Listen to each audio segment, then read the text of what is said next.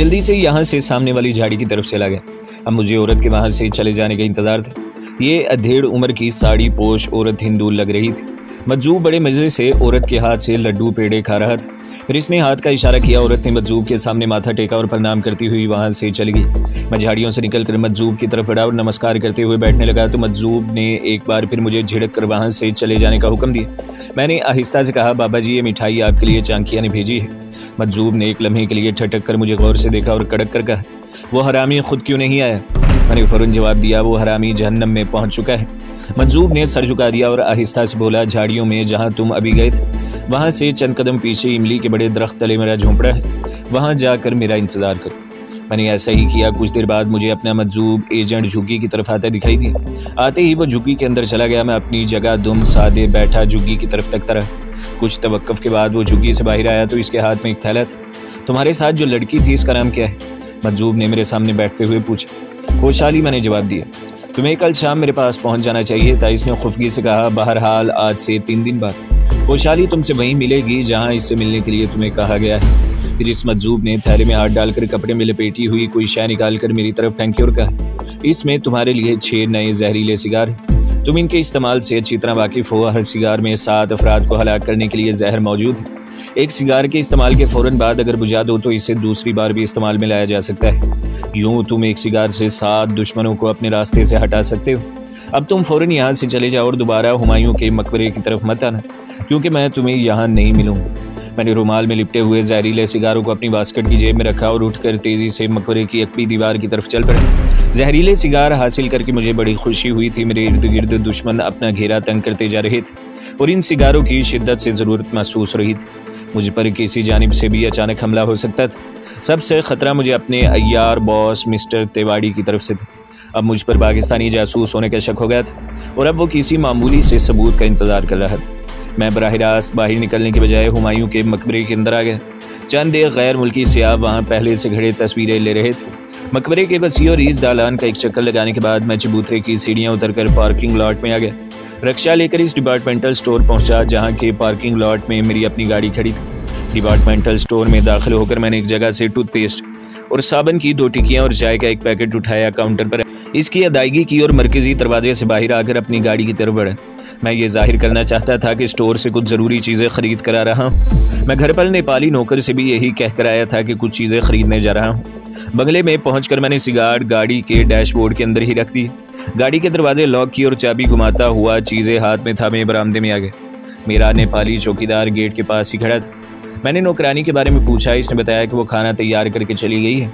मैंने cigar dashboard में इसलिए रहने दिया कि घर में पहले से कोई मेहमान न बैठा हो। मुझे हर वक्त उकाबी आंखों वाले अपने चीफ मिस्टर तिवाड़ी का यह ख़तरा लगा रहता था। वो किसी भी वक्त कोई बहाना बनाकर मेरे मुकान पर आ सकता था।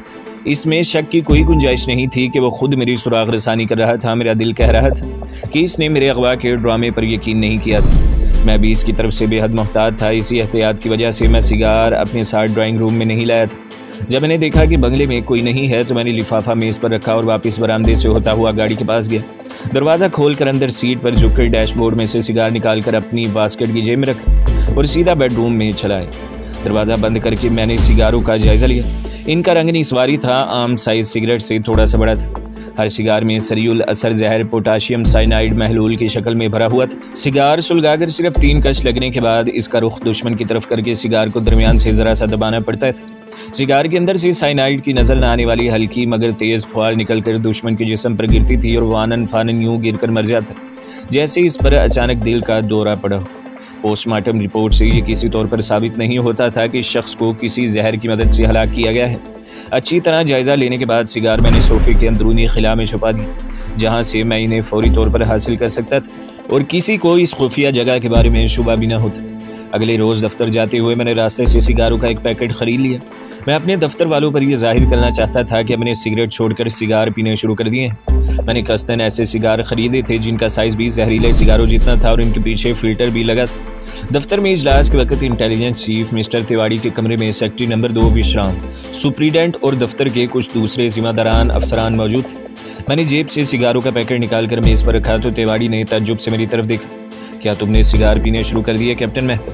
मिस्टर तिवाड़ी भी सिगार पिया करता था।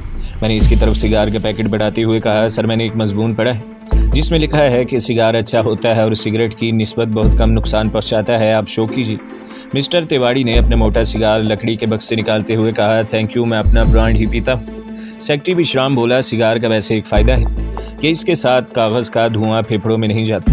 मिस्टर तिवाड़ी सिगार का कश लगाकर बोले, विश्राम साहब, जहर ही होता है, थोड़ा हो या ज़्यादा तंबाकू हर हालत में नुकसान पहुंचाता है, बस एक आदत सी पड़ गई।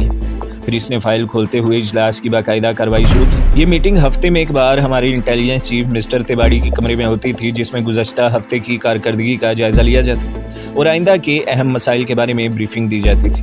मैं सिगार के हल्के हल्के कश लगा रहा था। सिगार की मुझे आदत नहीं थी। कई बार मैं खांसा तो मिस्टर तिवाड़ी ने मेरी तरफ देखकर कहा, कैप्टन मेहता, इसे कम ही पिया करो। मैंने सिगार बुझाकर एस्ट्रे में रख दिया।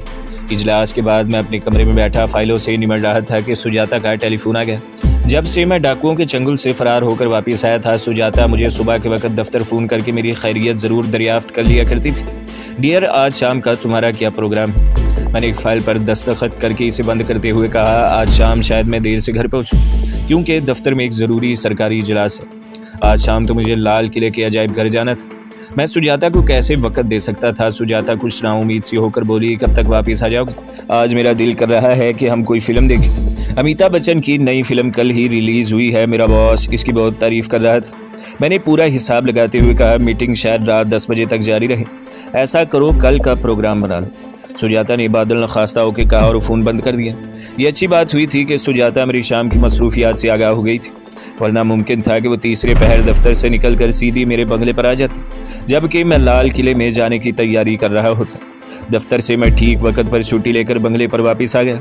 मुंह हाथ धोकर एक प्याली चाय पी, खद्दर का जोड़ा पहना, कांधे पर शाल रखी, माथे पर तिलक लगाया और गाड़ी में बैठकर लाल किले की तरफ रवाना हो गया। अभी सूरज गुरूब नहीं हुआ था। लाल किले के बाहर सैरो सियाहत करने वालों की बड़ी रौनक थी। मैंने पार्किंग में गाड़ी खड़ी की और टिकट खरीद कर लाल किले की बुलंद मेहराबी ड्योडी में से गुजर गई। इस बाजार में आ गया जो किले के अंदर बना हुआ है। यहाँ दुकानों पर भी औरतों की काफ़ी भीड़ थी और लोग मुख्तलिफ अशिया खरीद रहे थे।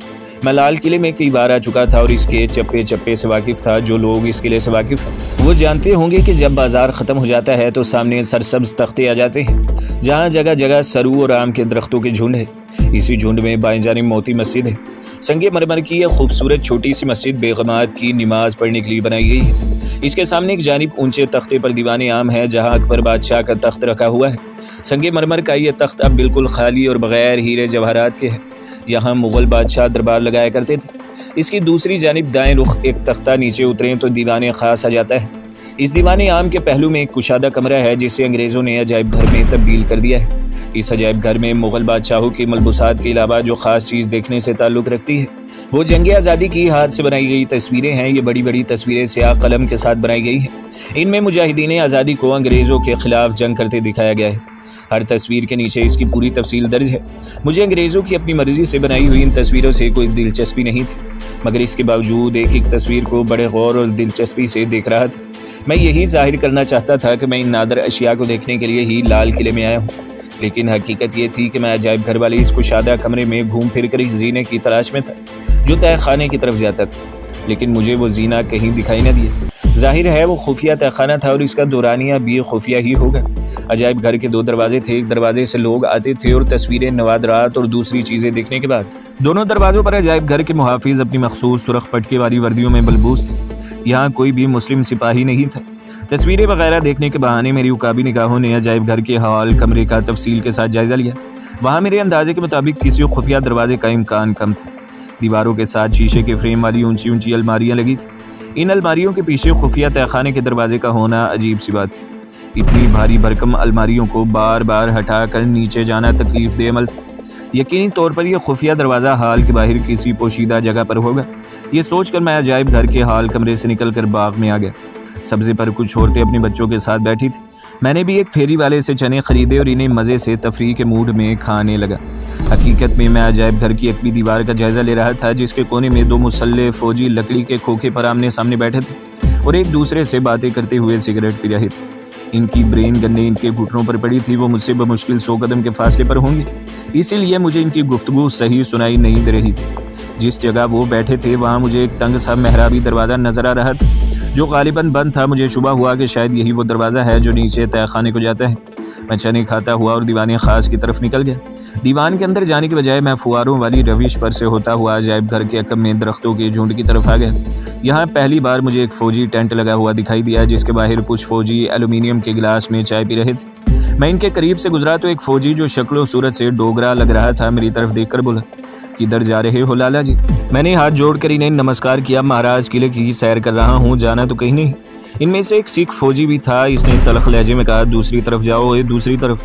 मैंने हाथ जोड़कर बड़ी मस्कीनी से दान निकालते हुए कहा, अच्छा महाराज। मैं तेज़ी से दूसरी तरफ यानी दीवान ख़ास की दूसरी तरफ चल पड़ा। इसी दौरान मैंने देख लिया था कि वहाँ से चंद कदमों के फासले पर एक छोटा सा मेहराबी दरवाज़ा वाक़ था, जिसके बाहर 2 मुसल्ले सिपाही बैठे सिगरेट पी रहे थे। दरवाजे के दोनों लकड़ी के मजबूत पट बंद थे, इन पर ताला पड़ा था। यह दरवाज़ा किले के दूसरे दरवाज़ों से छोटा था, इसलिए इस अमर में शक व शुबे की कोई गुंजाइश नहीं थी कि यही वो खुफिया दरवाज़ा है जहाँ से नीचे तहखाने का रास्ता जाता है। लेकिन इसकी तस्दीक बहुत ज़रूरी थी। मैं ऊपर से होता हुआ इस तरफ आ गया जिधर शाही हमाम वाक़ था। ये जगह एक ऊंचे तख्ते पर थी। तख्ते के बरामदे के कोने में दीवारों पर पीछी कारी के काम को देखने लगा, लेकिन असल में मैं अजायब घर की अकबी दीवार के इस कोने का जायज़ा ले रहा था, जिसके सामने के रुख पर बंद छोटे दरवाजे पर मुसल्ले मुहाफिज बैठे थे।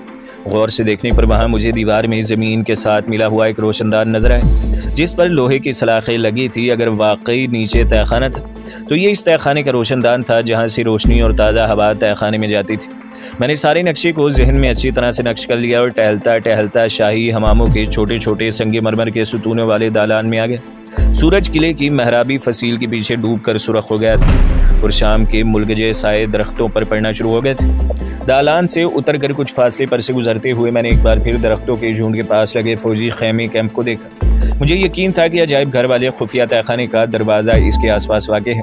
इसके बावजूद ज़रूरत इस बात की थी कि इसकी पहले तस्दीक कर ली जाए। तस्दीक का मरहला भी इतना सहल नहीं था।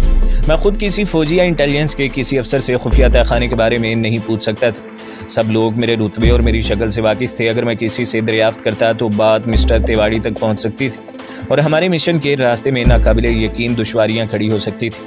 इतना मुझे मालूम था कि हमारे इंटेलिजेंस ब्यूरो का ताल्लुक़ खसूसियत के साथ वज़ीर आज़म की सिक्योरिटी और मरकज़ी हुकूमत की बाज़ अहम दस्तावेज़ों से है।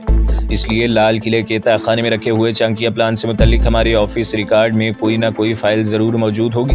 दफ्तर के खुफिया रिकॉर्डों में बाज़ ऐसे और इससे मुतल्लिका फ़ाइल रखे गए हैं जिनका ताल्लुक भारत की दिफाई पॉलिसी से था। रिकॉर्ड रूम की एक चाबी मिस्टर तिवारी के पास और दूसरी चाबी वजारत दफा के सेक्रेटरी मिस्टर आहूजा के पास होती थी। मैं इन दोनों में से किसी एक से भी रिकॉर्ड रूम की चाबी हासिल करने की पोजीशन में नहीं था। मुझे इन दोनों के नोटिस में लाए बगैर रिकॉर्ड रूम में घुसकर यह तस्दीक करनी थी कि चांकिया प्लान जिस खुफिया तहखाने में रखा गया है इसका दरवाज़ा अजायब घर की अकबी दीवार में वाक़ है। इतना मुझे मालूम था कि इस किस्म की खुफिया फ़ाइलों में पूरी तफसील दर्ज होती है अगर वो कोड में होती है, लेकिन मैं अपने महकमे के कोड से वाकिफ़ था। चुनांचे मैंने अपने तौर पर रिकॉर्ड रूम जाकर चांकिया प्लान की फ़ाइल चेक करने का फ़ैसला कर लिया। ये इसके लिए ज़रूरी था कि अगर मैं जान हथेली पर रखकर हर किस्म की रुकावटों को पार करता हूँ, किसी तरह तहखाने में पहुँच जाता हूँ, तो मुझे नाउमीदी ना हो। मैं चाहता था ये पहले ही से मालूम हो जाए कि चांकिया प्लान तहखाने की किस अलमारी में रखा गया है, क्योंकि जाहिर है तहखाने में उतरने के बाद मेरे पास इतना वक्त नहीं होगा कि मैं तहखाने की सारी अलमारियों के ताले खोलकर इनकी एक एक फ़ाइल की पड़ताल करूँ। हमारे दफ्तर का सीक्रेट रिकॉर्ड रूम निचली मंजिल में वाक़ था। मेरे और मेरे बॉस तिवारी के कमरे के दरमियान बरामदे में एक सीढ़ी बल खाती हुई तहखाने में उतरती थी। यहाँ एक तरफ आला स्टाफ के बाथरूम थे और दूसरी जानिब रिकॉर्ड रूम का दरवाज़ा था जिस पर ताला लगा रहता था। मैंने इस रिकॉर्ड रूम के मुख्तलिफ दरवाजे को कई बार देखा था, मगर इसके अंदर जाने का आज तक इत्तफाक नहीं हुआ था। दूसरे रोज़ मैंने अपने दफ्तर से उठकर बाथरूम में दाखिल होते हुए रिकॉर्ड रूम के ताले को गौर से देखा। ये छोटा मगर बड़ा मजबूत ताला था। अगरचे मेरा बाथरूम मेरे कमरे के साथ ही मुल्हिक था, फिर भी कभी कभी ऑफिसर्स भी नीचे वाले बाथरूम में चले जाया करते थे। सीक्रेट रिकॉर्ड रूम को खोलने के लिए चाबी की अशद ज़रूरत थी। मैं इसे तोड़कर दफ्तर में शक की फ़िज़ा पैदा नहीं करना चाहता था। आखिर मैंने एक तरकीब ढूंढ ली। इससे अगले रोज़ जब मैं घर से दफ्तर की तरफ चला तो मेरी जेब में कागज़ में लिपटा हुआ गूंदे हुए आटे का एक छोटा सा गोला भी था। दफ्तर में देर तक मैं अपने कामकाज में मसरूफ़ रहा। दोपहर के बाद जब तकरीबन सारा स्टाफ लंच में मसरूफ़ था, मैं मौका पाकर नीचे बाथरूम वाले तहखाने में उतर गया।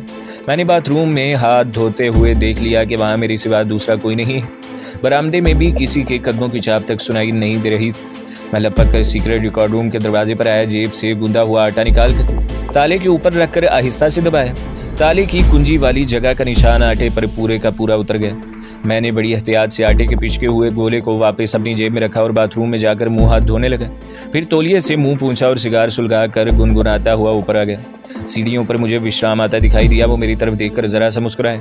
मैं भी नीचे वाले बाथरूम में जा रहा हूँ। मेरे बाथरूम में पानी गदला आ रहा है। मैंने बालों में छोटी सी कंघी फेरते हुए कहा, मेरे बाथरूम में तो पानी बिल्कुल साफ आ रहा है मिस्टर विश्राम, लेकिन मैं जल्दी में था इसलिए नीचे वाले बाथरूम में चला गया।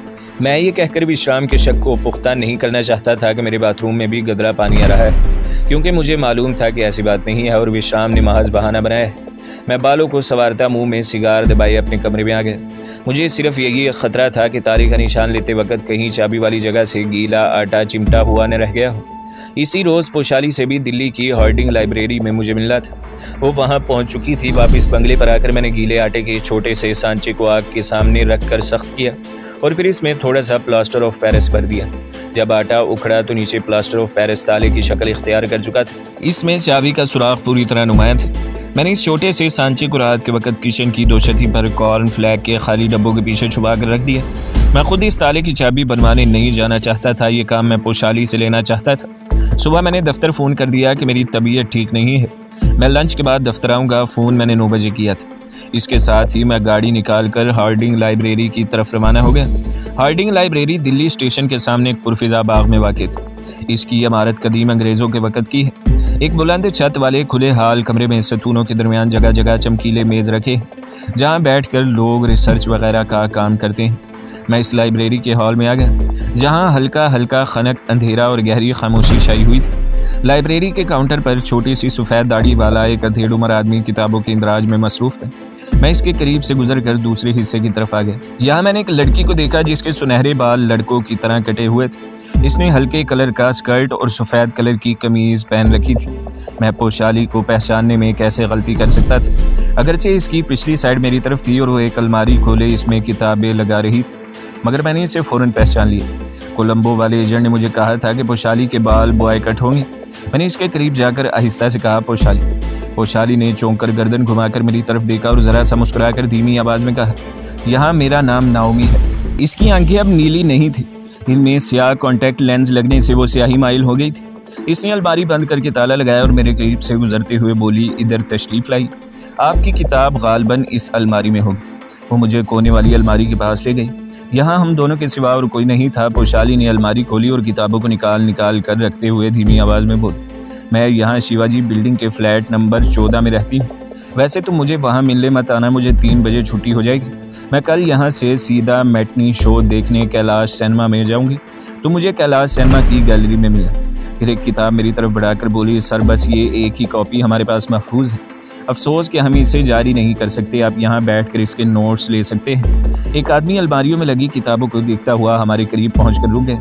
ये जुमला पोशाली ने इसकी वजह से मुझे कहा था। मैंने किताब वापस करते हुए कहा, ठीक है मैडम, मैं कल किसी वक्त आकर इससे नोट्स ले लूँगा, शुक्रिया। और मैं लाइब्रेरी की अलमारी के करीब से गुजरता हुआ दरवाजे की तरफ चल पड़ा। पोशाली के दिल्ली पहुँचने की मुझे बड़ी खुशी हुई थी, अगरचे अभी तक ये बात वाज़ेह नहीं हो सकी थी कि वो मेरे मिशन में मेरी किस तरह से मदद कर सकेगी। इसके बावजूद इसके आने से मुझे काफ़ी हौसला हो गया था। शाम को सुजाता फ़ोन किए बगैर आ गई। वो रात खाने तक मेरे पास ही रही। इसने मेरे साथ अपनी शादी की तैयारियां भी शुरू कर दी थी। नए शेड्यूल के मुताबिक मैं अगले साल यानी कोई 7 महीनों के बाद इससे शादी करने वाला था। ये शादी मैं कभी नहीं कर सकता था। मैंने सोच रखा था कि जब शादी का दिन करीब आएगा तो हार्ट अटैक का बहाना बनाकर शादी मज़ीद कुछ माह के लिए मुलतवी कर लूँगा।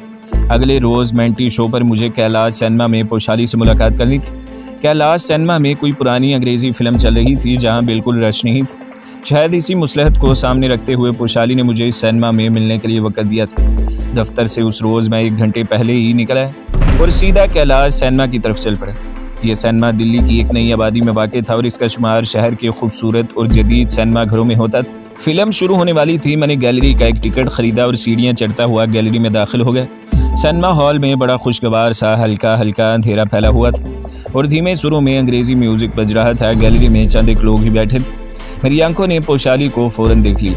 वो गैलरी की दूसरी दीवार के साथ वाली सीट पर बैठी लिफाफे में से आलू की चिप्स निकाल कर खा रही थी। इसके आसपास की कितनी ही सीटें खाली थी। मैं चुपके से इसकी साथ वाली सीट पर जाकर बैठ गया। तो दोस्तों, अगली किस्त सुनने के लिए हमारे चैनल को सब्सक्राइब करें, वीडियो को लाइक करें और बेल के आइकॉन को भी दबा दें ताकि हर जो आने वाली वीडियोस हैं वो आपको सबसे पहले मिलती रहें।